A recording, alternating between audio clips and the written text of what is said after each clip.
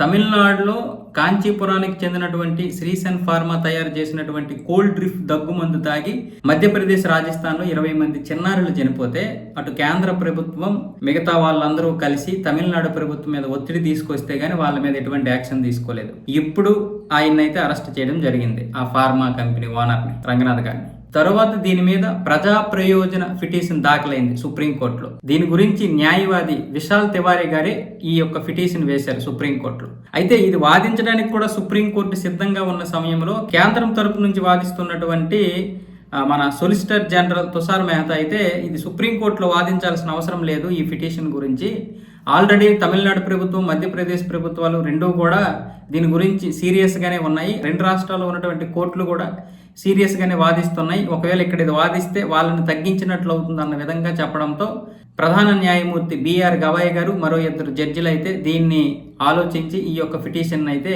Close చేసేశారు, అంటే తిరస్కరించారు, రద్దు చేసేశారు. ఈ పిల్లి మీద ఎటువంటి వాదనలు ఉండవని చెప్పారు. వాస్తవానికి ఇప్పుడు సుప్రీంకోర్టు స్పందించి ఈ దగ్గుమందు తయారు చేసినటువంటి వారి మీద, దానికి అనుమతులు ఇచ్చినటువంటి వారి మీద, ఈ డ్రగ్ ఇన్స్పెక్టర్స్ ఉంటారు కదా, వీళ్ళ మీద ఉరిశిక్ష వేయాలి లేదా యావజ్జీవ కారాగార శిక్ష ఇస్తున్నట్లుగా ఇప్పుడు స్పందించాలి సుప్రీంకోర్టు. పనికిరాని విషయాల్లో సుప్రీంకోర్టు తలదూరుస్తుంది, అవసరమైనటువంటి విషయాల్లో తలదూర్చదు. పిల్లల విషయం అది, 20 మంది పిల్లలు చనిపోయారంటే ఆ తల్లిదండ్రులు ఎంత కడుపు కోతకు గురవుతారు. ఇదుందా సుప్రీంకోర్టు ఎక్కడ స్పందించాలో ఎక్కడ స్పందించకూడదు వేరే వాళ్ళు చెప్పాలా?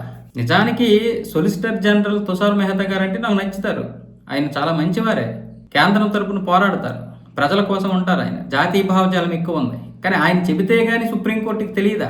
ఇంత దారుణంగా ఉన్నాయా మన కోర్టులో?